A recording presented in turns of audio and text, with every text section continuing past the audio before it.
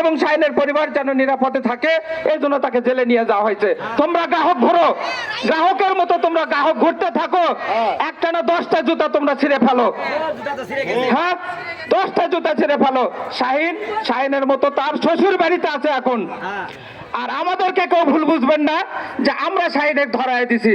শাহিন নিজে নিজে ধরছে। কেন ধরছে?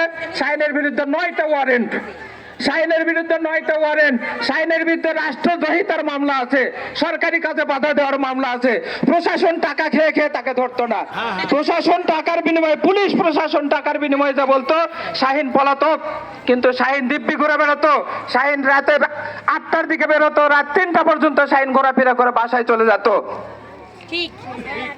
আজকে তারা শাহিনকে রক্ষা করার জন্য, একটা গ্রামের ভাষায় কথা আছে যে নুন খেলে তার গুণ গাতে হয়, শাহিনকে ধরে নিয়ে যে রাখছে যে গ্রাহক লাফাক, গ্রাহক লাফাক, তুমি এখানেই থাকো। অনেকে মনে করতেছে যে এরা হচ্ছে মানববন্ধন করে শাহিনকে ধরে দিছে। আমরা শাহিনকে ধরে দিইনি। কেন দিইনি?